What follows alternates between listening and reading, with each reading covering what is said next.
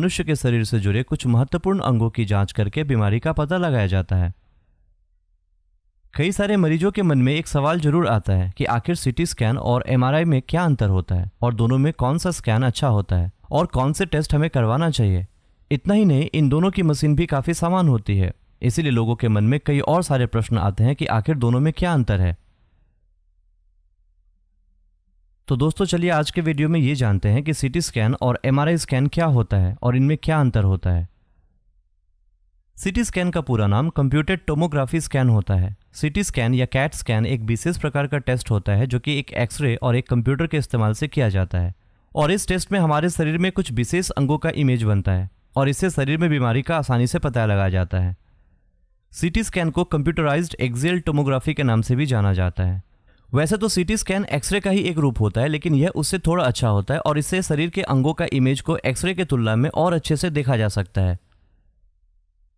CT scan में मरीज को काफ़ी आराम रहता है क्योंकि जो स्कैनिंग की जाती है वो काफ़ी जल्दी होती है और इमेज का रेजोल्यूशन भी हाई होता है।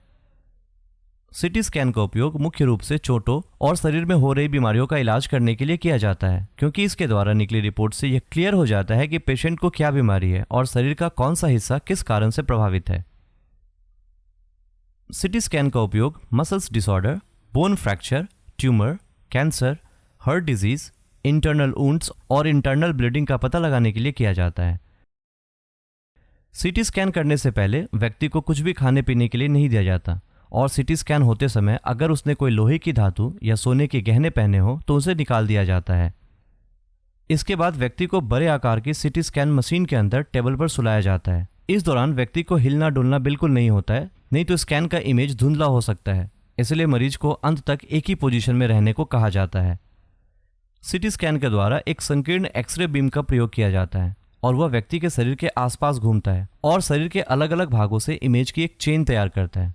शरीर के सभी भागों का क्रॉस सेक्शनल इमेज बनाने के लिए इसमें कंप्यूटर के द्वारा इस जानकारी का उपयोग किया जाता है। कई टुकड़ों में इमेज बनाने के बाद कंप्यूटर के द्वारा इस तरकीब को अपनाया जाता है। उसके बाद कंप्यूटर इन इमेजेस को स्कैन करके 3D इमेज के आकार में बदल देता है, जिसे डॉक्टर आसानी से देख लेते हैं और इसमें शरीर के सभी अंगों का इमेज स्पष्ट दिखाई देता है। सीटी स्कैन के जरिए शरीर के बारे में पूरी जानकारी मिलती है, जिसमें हेड, चेस्ट, स्केलेटन सब कुछ शामिल है। इतना ही नहीं, इसमें गर्दन, कंधे, रिप्रोडक्टिव ऑर्गन, यूरिनरी ब्लैडर आदि की भी आंतरिक जानकारी मिलती है।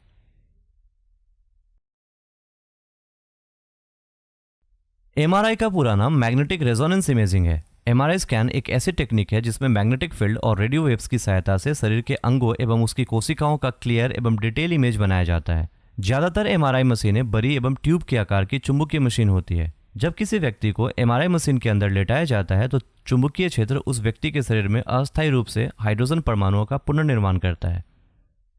रेडियो वेव्स के कारण ये संगठित परमाणु एक बहुत ही कमजोर सिग्नल उत्पन्न करते हैं जो शरीर के विभिन्न अंगों का एक क्रॉस सेक्शनल इमेज बनाता है।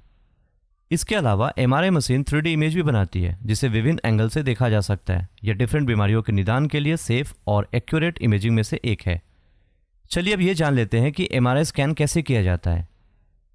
एमआरआई स्कैन करने के लिए सबसे पहले तो मरीज के हाथों की नस पर एक गैलन लाइन कॉन्ट्रास्ट डाई को रखा जाता है, जिसके द्वारा एमआरआई मशीन से डॉक्टर शरीर के अंदर की स्ट्रक्चर को देख सकता है।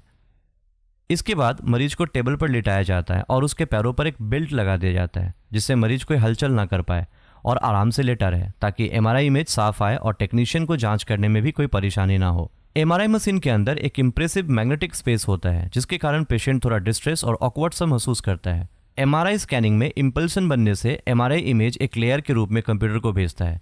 एमआरआई कराते समय मरीज को मशीन के अंदर एक आवाज महसूस हो सकती है, क्योंकि एमआरआई मशीन के द्वारा लेयर रूप में एक इमेज लेने के लिए मैग्नेटिक एनर्जी तैयार होती है। एमआरआई स्कैन के द्वारा heart, liver, uterus, brain, joints, kidney और शरीर के अंदर की डिजीज यानी कि होल बॉडी की जांच की जा सकती है, और उपकरणों को मरीज के शरीर में पहुंचाए बिना ही इसके अंगों की स्थिति स्कैन इमेज की सहायता से आसानी से मिल जाती है। एमआरआई स्कैन एक खास और मजबूत रिजल्ट देता है, जिससे डॉक्टर्स को रोगों की पहचान करने में और इसका इलाज करने में मदद मिलती है।